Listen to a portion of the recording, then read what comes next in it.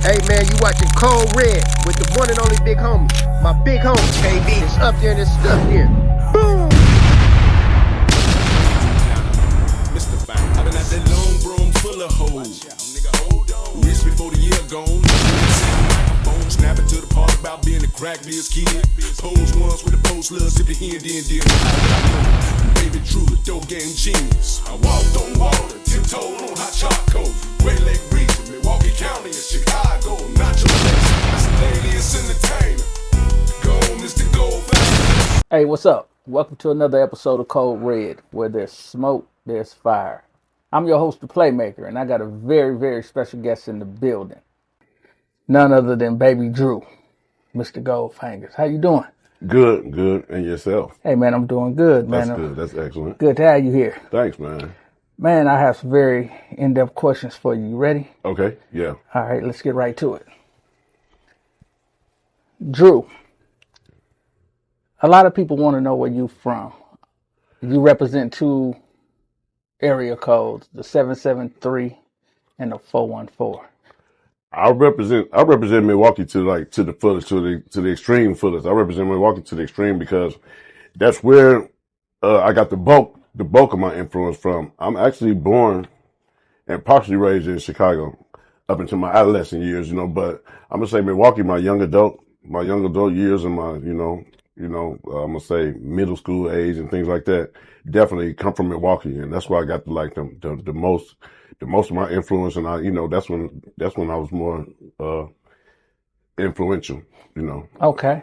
That's why I got the most of my influence. That's why I was sponging up most of the stuff. Okay, so you went to Mesmer High School, correct? Yes, I graduated Mesmer High School. You graduated from Mesmer High School. Yes. And the original Country Boy clique started at Mesmer, correct? It was actually called the Country Boys. Okay. It was actually called the Country Boys, where you got Gigolo Giles, Big JG. He is what you call now a producer. He is a producer. He stays in Brooklyn. It was me and him. It started in the hallways of Mesmer. It was a really, really heavily influenced, and I got a lot of rap influence over the years. But this one I was really heavy into the Ghetto Boys and UGK and stuff like that. And I just really, you know what I'm saying? I want to be that loud. I want to curse. You know what I'm saying? And it was actually the Country Boys. So the original Country Boys, when y'all started at Mesmer, was it just for fun? It actually was. It actually was in the hallways. And it was just for fun. We was rappers because Bucko 5, my brother Eric Hutchins, you know what I'm saying? Rest in peace. He passed on. But yeah, we started that and we was just acting up. It was really something to be it was some Class clowns. It was some class clown stuff, and we was country boys, and it had something to do with. That's when the Chicago was coming out of me. Okay. So how old would you say you were? Then 15, 16. Okay. You were 15, 16 years old. At what point did you take this seriously, or what happened to make you say, I can really do this? My sister Kiki, she always supported me, and I always wanted to be a rapper. I always seriously wish I could be a rapper for real, because it depending on what time it was in my life, I always had a favorite rapper. It could be Rakim, it could be Big Daddy Kane, it could be KRS-One, it could be Scarface. It depended on what year, how old I was. So I always seriously wanted to be a rapper. But when I started taking it seriously is when I actually, because like I said, I had a lot of support. Even my friend Junior's, I say we cousins, but we've been friends for that long. His mom used to even take us to studios, and her friends, and we was like, at this point, we was 12, 13 years old. And we was actually going to people's studios because we had a lot of parental support. We had a lot of sibling support. And they was like, my brother could rap, my little brother could rap. And that's when we started taking it seriously, when we actually were in real recording studios. Even with Mike Hightower, he was on the radio. I don't remember how that we got introduced to him, but I was always in a real studio with somebody who was like, hey, this kid could rap. So I started taking it seriously at that point. At what point did people start to really take notice of you, and what was your first rap name? My first rap name, that's funny, because it was several. My name was Ice. My first rap name probably was Ice Drew, because I was a big Ice Cube fan. Okay. And then it was Mr. Drew. I was a big Scarface fan. And then my first serious name, when I actually was recorded on actual materialized music, it was with DRE. That's when I recorded, and my name was Baby Drew. You know what I'm saying? Because I was around a lot of older guys. You know what I'm saying? And they weren't much older, but I was a younger guy. And I had a rap. I said, I got a kid snow up on the way, maybe two. And I needed something to rhyme with maybe two. And my boys down in Cuba sending dope to Baby Drew. And that's when I became Baby Drew at that point. At that point, you were still I was Mr. Drew, the sawed-off gangster. Mr. Drew, the sawed-off gangster. I remember that. I recorded with Don Breed, Show Mac, and J. Roll and those guys. And then Baby Drew was born from there. Baby Drew was born from there. That was a good way to put that. Yes, Baby Drew was actually born. So did something go off in your head and say, damn, that's sketchy? Yes, the people. Oh, they just start calling you that. They went off in my head. They went off in my ears. Baby Drew, that's what I became. As soon as I said I was Baby Drew, that's what they began calling me. Oh, okay. So what do you think the first song, because I see it, the Country Boy Clique was quite a few of y'all in high school. Then it narrowed down to you and Bucko 5. Well, the Country Boys was me, Bucko 5, and a bunch of us in high school. It was my cousin George. It was a whole bunch of us in that sophomore junior class that was the Country Boys. It wasn't Country Boy Clique till after the passing of Bucko 5, and I didn't want to replace. I didn't want to be like I was replacing him. So I left Country Boys where it was. I don't want to say I buried it, but when he passed on, that's when the name Country Boys passed on, and then Derek Note, he joined forces with me because I had no desire to rap really after I went through such a horrific, you know what I'm saying, thing at such a young age. I was 21 years old when he passed away. Yeah. So then he joined forces with me, and he's like, man, I'll rap with you. And then that's when we became the Country Boy Clique. Okay. So it wouldn't be like I was replacing him. It was like I was starting another group. Okay. Well, you sure carried him on throughout your legacy. Yes. I can say that much. Mm-hmm. So what was the first big song that you think you recorded outside of the DRE? Because I remember Where's the P, down to just you and Bucko 5. What was the When it was me and Bucko 5, we had a big song that was really circulating in the ghetto called Dirty Money. Dirty Money. It was Dirty Money. Actually, Derek Note, he featured on that song. That's before me and him joined forces, and he was actually a feature on the song with me and Bucko 5. It was called Dirty Money. And it was like a ghetto anthem. We even performed it a couple times on stages and stuff, and that was like a ghetto anthem coming from us on the east side and things like that. So how did you and Bucko 5 originally meet? Me and Bucko 5 originally met as children. 5th, 6th grade, I want to say, and we found out that we were related through some southern connection. You know what I'm saying? Durant, Mississippi. And our parents were actually some distant cousins or whatever. And we always said we was brothers, you know what I'm saying? Because before we even knew that we had any kind of relation, we always had a love for one another, you know what I'm saying? I remember when I first came on the playground at St. Leo's, he welcomed me, and he was the first one because I was afraid, you know. I was coming from Chicago, and I was in a whole new environment, and I was on the playground. And he walked up to me, and he was flexing his muscle. He was like, what's up? What's your name? This, that, and the other. And me and him, from then, we was getting into trouble together. Okay. Y'all definitely stayed together. The first full project that you and Bucko 5 dropped was what? None. We never dropped a complete project. It was all singles? We recorded a project called The Good, and the Bad, and the Ugly. Okay. But it was never released. It exists, but it was never released, you know. Due to reasons I can't explain and I can't go into because I don't know I don't have a good answer for it. I don't have the truth of it. I don't know why that it was never released, but he is the reason behind he was the reason behind the Out Records movement, you know.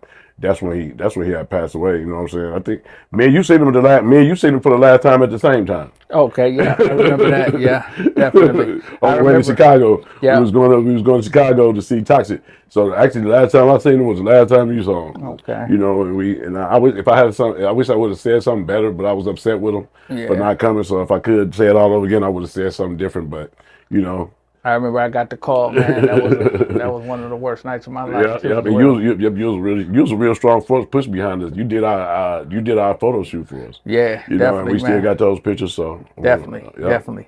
At what point did you catch the eye?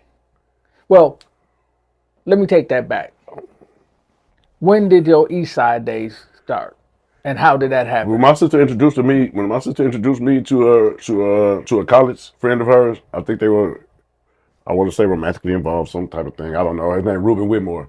He was a guy that was really, really serious. He was called from tribal communication. He was really a guy that was really involved into film at the time. He was in film school. I want to say in Madison or whatever, but he introduced me to the guys on the east side, which was Dying Breed at the time, and that's when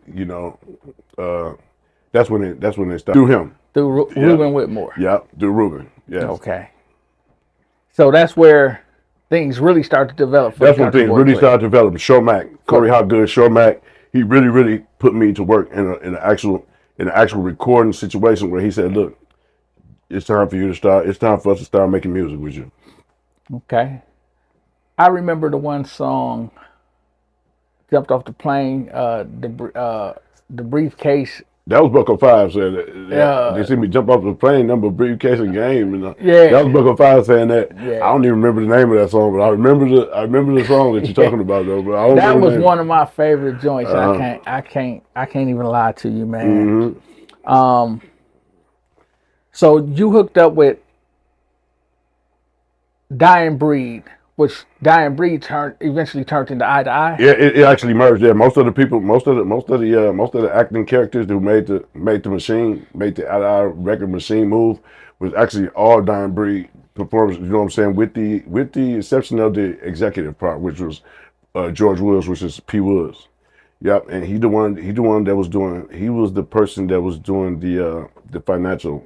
What's called the executive producer part of it, but the whole machine was ran by the exact same people who ran the Dying Breed machine. That turned out to be a big movement, and it seems like the Country Boy Clique were spearheading the movement. Yes.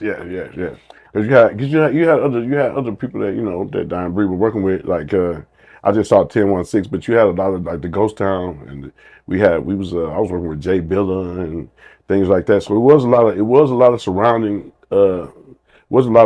efforts by a lot of other people that made that machine run too. You know what I'm saying? Logo, Lamont, Jay Billa. We had in our records camp, we had like a lot of different offices. Like we can go from one studio that was in the same building, that was in the same office space. We had a studio here. So when we get done recording in there, we'll go to the next producer studio. We're going here. And then me and Derek Note, we have Dead Drunk Production where we would also do production. Derek Note being the main producer. But we was a team. Like I'd tell him what we wanted to hear and what we needed to do, and he could play it. You know what I'm saying? Derek Note was real talented and probably still is really talented on that aspect. He had a good ear, and he's very talented at music. Okay. You became one of the best, quote unquote, storytellers, as they say, related to street life. Mm-hmm. How did you get the name The Dope Game Genius?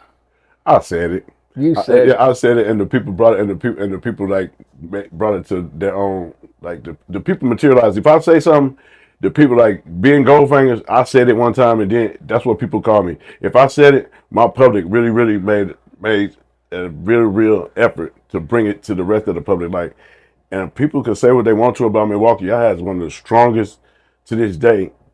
Even me doing the 105 music project, there was a solo project. While I was doing the Eye to Eye record thing, I had the 105 music that I dedicated to the memory of Bucko 5. While I was doing the whole thing, and I just had a movement like my cousin Veronica, Tink Hutchins, and her cousins and everybody, they would come with me and they would come to my shows with me and they would scream to the top of their lungs like they never saw me before. And it was contagious to the crowds. You know what I'm saying? They would come with me and they would follow me. And this was, I had a team with me that would go with me and make everybody know that I was somebody to be watched and heard. You know what I'm saying? They would scream and everybody would copy them. And that's what made me be one of the most prolific storytellers in Milwaukee, is because I had a story to tell, and the people whose story I was telling, I made them a part of it. Okay.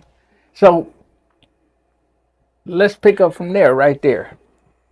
You was telling other people's stories. So What percentage of your content was your reality? I want to say very little. And when you say very little, let's put a percentage on it. 10, 15, maybe. Nah. I mean, I've been with you. Okay. So Okay. Be real with the people. Okay.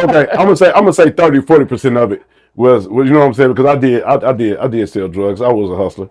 You know what I'm saying? But a lot of it, when it come down to the big picture of it, I was telling a lot of other people's stories. I'm not saying that I wasn't a street guy, but I didn't start to be a street guy. That was something that I put on myself. Like I'm from a private school, and I'm from you know what I'm saying. I'm coming before I came to Milwaukee. It was terrible. Chicago, my Chicago life was not. It was. I mean, dead bodies in the alleys behind my house. Everything. That was one of the reasons why we came to Milwaukee. We thought this was some kind of promised land, but come to find out, it was just up the street from Chicago. You know what I'm saying? So, a lot of that. You know what I'm saying? I wanted to be. I thought I wanted to be from the streets. I thought I wanted to be of the streets, and that's what. That percentage of it, you know what I'm saying? I really can't say, like, you have to be a person that know me to know what percentage of it was real, because that's something I dug up until I found it. You know what I'm saying? I dug, that's something that I fished for. You know what I'm saying? I really, those wasn't really my intentions. And then when I did finally get into it, you know what I'm saying, it's kind of bittersweet. Okay.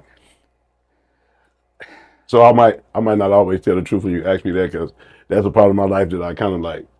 But it's not me not telling the truth. It's just that. Well, I guess it. Yeah, I really don't. It's a question that I don't really know. I guess it depends on who you hung out with. It depends on, like you said, I know you, so I know you're not telling the truth. Yeah, I know Shady Oak.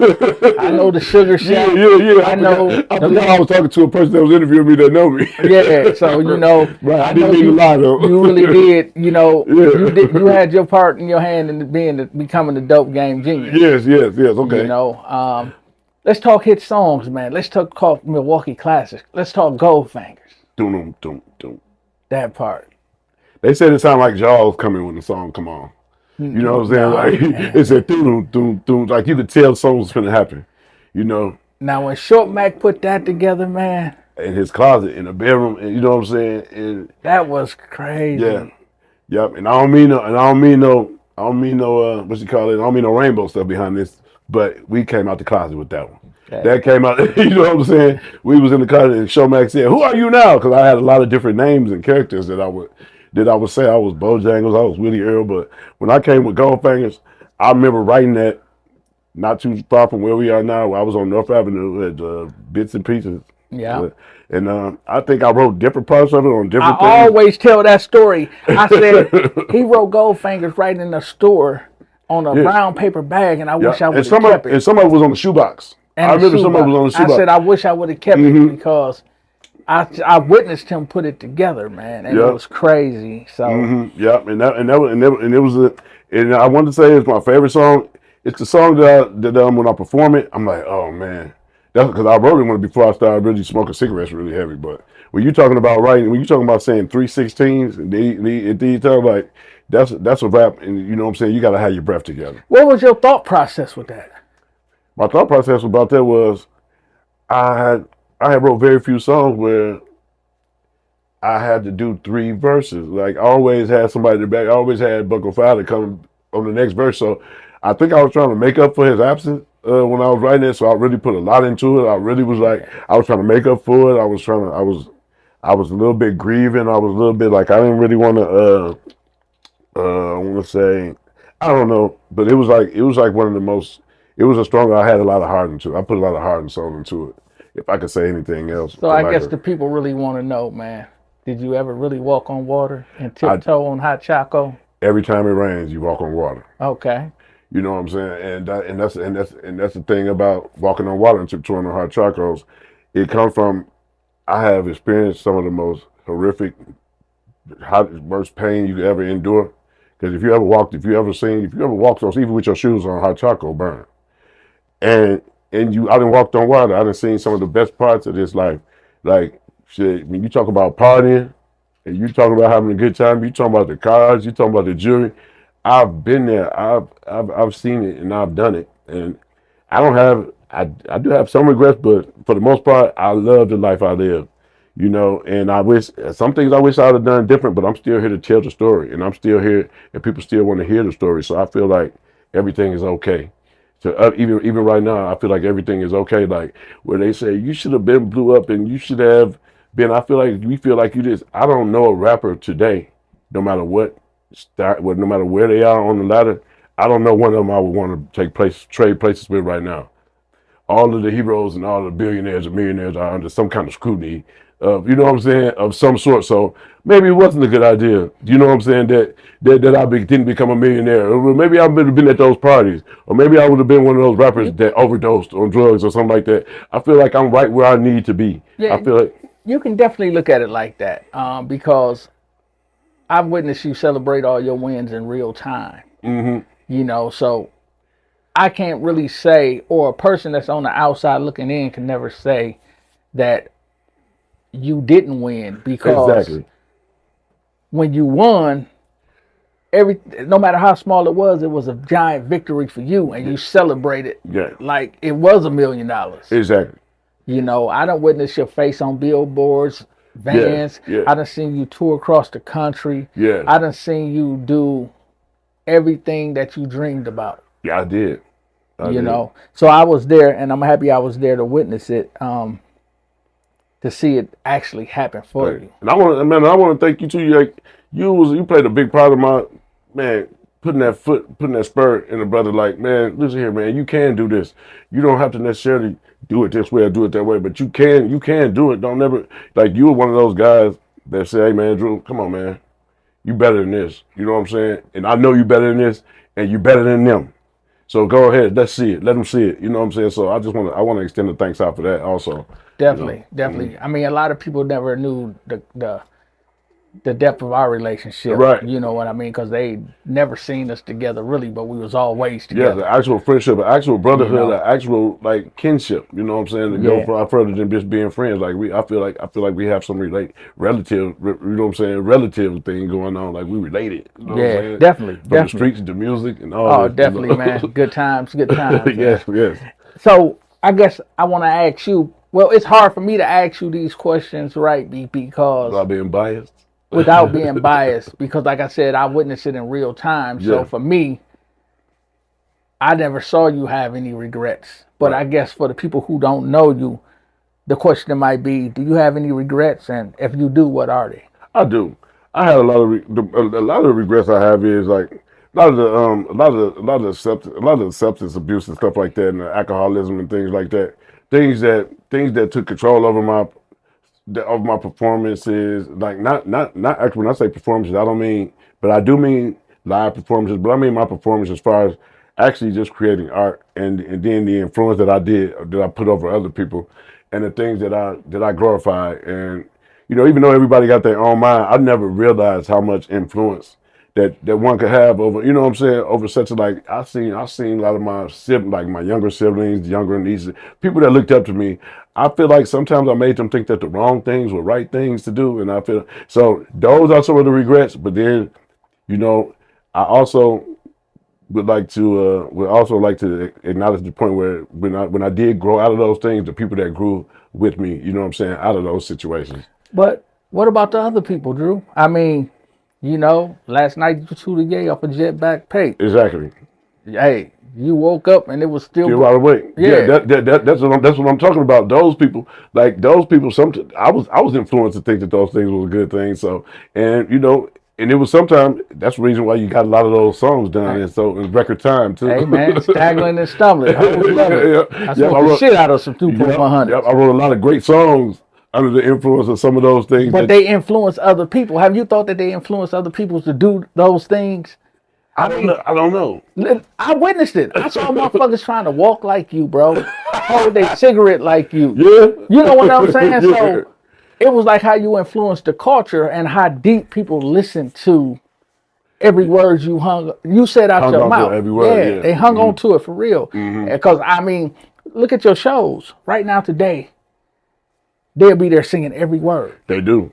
That's why I give so much gratitude to the city of Milwaukee. I love Milwaukee, and I love the way it loved me.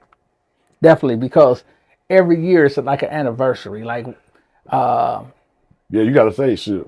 I can say I just turned 49 years old, like the day before yesterday, and I did these things when I was 21, because I said I've been tightrope walking 22 years I've been here, but I know I wasn't 22, because I always would want to talk ahead of time. You know what I'm saying? So when I was 21, I wrote GoldFangaz. And so when you subtract that from right now, you got to say that record is 28 years old, and I'm still have I have a crowd that'll sing that song with me right now, word for word, without running out of breath. You still performing. I done seen it, man. That's the crazy part about this whole thing. They say is it's that timeless music. it's really timeless, man. Yeah. Who all have you worked with? You've had a long career. Let's go from the early days and up to the present. Yeah. Man, I've worked with, and then this is not necessarily recording, but I've worked with, when you talk about people who I've always dreamed of working with, I work with Pimp C. I work with Scar. I done did performances with Scarface. I done work with MC Breed, Be Legit. When you talk about executive producers, I work with Prashan Flippin on the 105 music project, and I did some performances with like countless everybody on the West Coast, E40s, I did concerts with I can't even begin to name the list of people who I performed with in the same building. Yeah. But it was all a big dream of mine that came true, and most of my heroes, I worked with them. Oh, So I could put that. And when I say that, I even did a show at the same, where Ice Cube and Sir Shot was doing it. We be clubbing. I performed GoldFangaz in the same. I ain't know these guys was my height. I'm thinking he's like everybody say. I thought Baby Drew was a big old dude. I'm thinking Ice Cube and Scarface knew some big dudes too. We all the same type of height guys. So I'm like, okay, I can't do this shit. hey man, long coats to the floor. Make me look like a midget. Yeah. Can't find riding so big, man. Yeah, definitely. And then guess what? I learned about my car game from you. Okay. Yeah, you drove some of everything, man. Hey, before I was saying them in raps, the Cadillacs, the trucks. Hey, wouldn't hesitate to give me the keys to them. Hey man, that was that brotherly love, man. Yeah, you did a lot of things. You did a lot of great things, man. Let's not forget about The Hand That Rocks the Cradle. Yes, The Hand That Rocks the Cradle was definitely a tribute album called 105 Music. That's the one that was it was my first project too. Also, it was my first project that I released. It was a solo project. It wasn't my first project that I had completed, but it was the first project that I released. Thanks to Prashan Flippin and K Money Foster. I went down to Atlanta. I done that project in 6 days. That's when I worked with Pimp C and Bread and Water. They produced it. And the Trouble Souls with Trouble Son, Napalm Kaboom, Spoil Rotten, Robin Reese, my son's mother, and who else? Napalm Kaboom, Spoil Rotten, Trouble Son, which is Shamrock, my guy Shamrock, and there was a lot of them. I remember their car had blew up on the way down there, and they fixed the engine. The engine had blew. They fixed the engine on a Lexus on the way down there, and they made it down there, and they made the project actually be a nice compilation venture. That's it was fun. It was actually a fun thing. Man, I remember in The Hand About the Cradle. I don't want to stop you, but that's when my son's mother, she was pregnant with my son. That's why I named it that. Okay. And he's 26 years old today. Okay, congratulations. Okay. Your birthday? He not today, but right now he's 26 years old. Okay, you know what I'm saying? So that's how long ago that happened. Got you.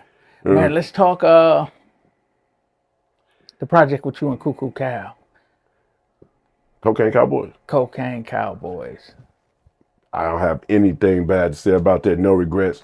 Cuckoo Cal, he carried that project. I didn't have a lot of work to do. By the time I got to the studio, he had a bunch of the hooks done. He had a bunch of the concepts done. So when I got there, all I really had to do was drop. Let's talk about that, man.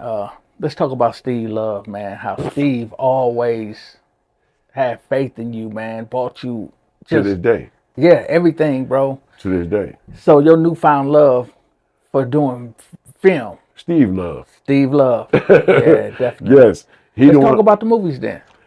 He was doing movies and he was calling me in for some extras.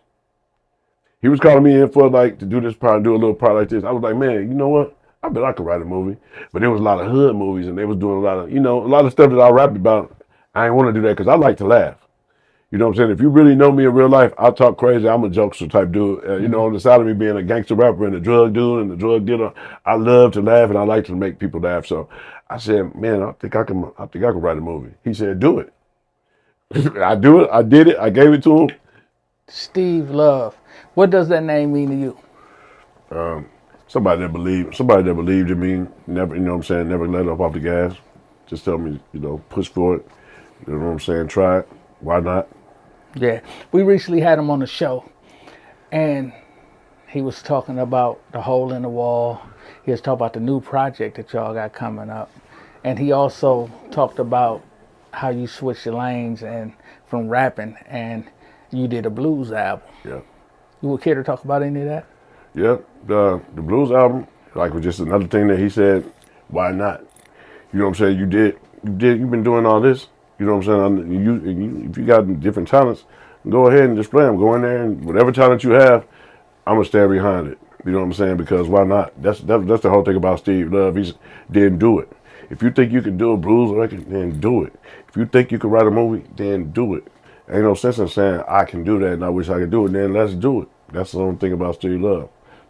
You know what I'm saying? He's a do baby, not a try baby. Or a crybaby? No. Well, that's to be discovered. Well, no, he done took some major losses. I ain't never seen him shed a tear. No, when it come to me. Oh. Hey, when it come to me, he'll get it. You know what I'm saying? He'll be like, man, what the fuck is wrong with you? But no, Steve, yeah, that's my man. I don't have anything bad to say about him. I'm just jokingly saying that, you know what I'm saying, just because I know he gonna see it. You know? No doubt. Man, you did your first film that you had a hand in writing, The Hole in the Wall. I did write it. And you played quite a few characters. And you named them early in the interview. And you had voices for all of them. What was those characters' name? The characters in what? The movie? Back in the, no. Oh, you talking about Willie Earl? Oh, you talking about Willie Earl, Bojangles, Baby Drew, GoldFangaz, Buddy Lee, Baby Drew. I can't forget about him. And so I think those right now, those are the ones I could tell off my head. Willie Earl, Bojangles, yeah, things like that. So did those characters have any influence moving on to the film world? They did. Because when you talk about one of them is a hustler, one of them is the person one of them is a high person, one of them is a person that indulges, one of them is a person that sells drugs, one of them is an artist. So one of them is an actor. So yes, all of them does have a significant role. So who was Buddy Lee? Buddy Lee is the person that he can go through anything. He actually come off of, I don't want to say any brands, but I was a commercial I was watching about the dial, and they'll watch him jump out of a plane, or they'll watch him get into a car crash, and then at the end of the commercial, you'll still see he got some brand new jeans on. Like me, indestructible. Okay. Oh, Buddy Lee, man. I remember that used to be one of your Buddy Lee, catchphrases. mom, there go Buddy Lee. Yeah, man. Yeah. So, what's next for Baby Drew? I know that Steve mentioned that y'all working on a new film. It's actually, if I could say, it's going to be a sequel to The Hole in the Wall called The After Hour. Okay. So, and I mean, that's in the mix right now. So, I got my pen on the pad right now, so I'm gonna see how that works. And if I can say, I enjoyed the support that I got from the original Hole in the Wall. Yeah, the premiere was off the chain, man. Mm-hmm. I had the pleasure of doing the marketing and promotions for that, so I really enjoyed seeing all the people that came out to support you. And the check wasn't that bad either. And it's still coming. Baby Drew, the artist. Baby Drew, the actor. Baby Drew, the author. Is that coming soon? Hey, why not? I figure I was an author through this whole journey. You know what I'm saying? I was always writing. So you mean as far as book wise? Yeah, as far as really telling your story. I would love to sit back and do a documentary on you, man, because I think you have so much to share when it comes to the culture in Milwaukee music. Mm-hmm. And those are some uncharted waters that we definitely can charter. Okay. I'm looking to see The Hole in the Wall too. Yeah. Okay. Let's do it. That's gonna be cold. Could that be a catchphrase for that? I'd rather it not be, because who knows what'll happen by then. Hey man, what was your drink of choice? Crown Royal. Crown Royal whiskey. Old Man Daddy 150. Yeah. Mr. Cecily Poe pimping. Yeah. Penny for penny. Yeah, I may have to, just keep calm my nerves. I may have to use a vape or something here and there, but hey, I feel great though. Man, are you active on social media? I am. Not as active as I should be, but yes, I am. So the people can get in tune with you. Tell them where Yes. they can get in tune with you at. 715. Instagram is 715. Tweezy knows the best. Tweezy share like the most. He give me the most. OG Tweezy, shout out to him. He give me the most Instagram stuff because I don't really know how to do it that good. So he always Baby Drew at 715 at Instagram, and then on Facebook, Andrew Baby Drew Green. Okay. So, have you accepted your role as being a legend here in the city? I have. I embrace it. And what made you come to that? Because we used to have conversations, and I used to tell you, and you used to kind of, I don't want to say act like it wasn't nothing, but it was like nonchalantly. Because I just feel like it's such a heavy cape. I feel like it's such a heavy cape and a heavy suit of armor. When you say legend, when I look at legend, I'm looking at Marvin Gaye, I'm looking at Al Green, I'm looking at, you know what I'm saying? I'm looking at people who like Stevie Wonder. I'm looking at, so when people say legend, I'm like, am I really that? Then after a while, I said, only so many people can say it before I'll be like, okay, maybe I am.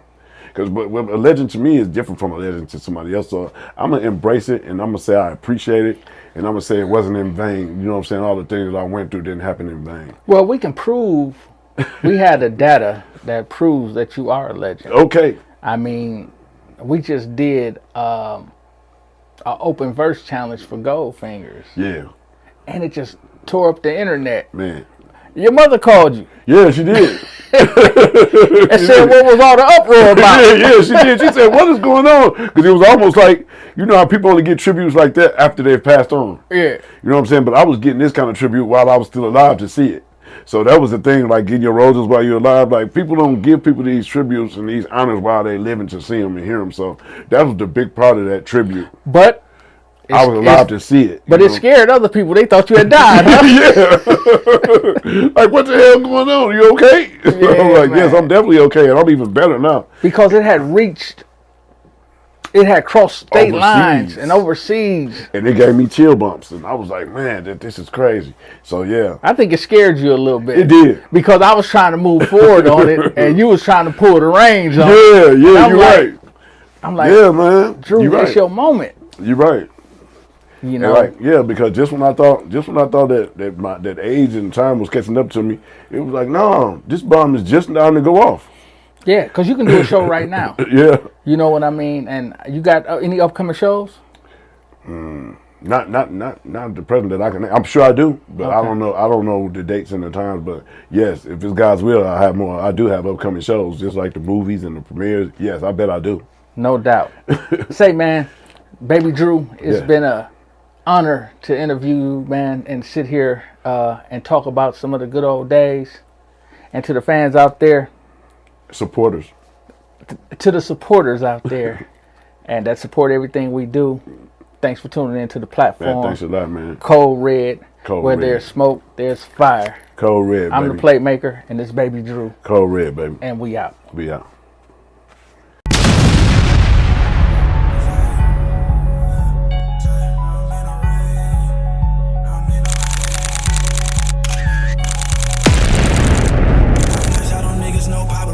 Look, baby, hop on this dick and ride like a Kawasaki. I be in mood almost every song.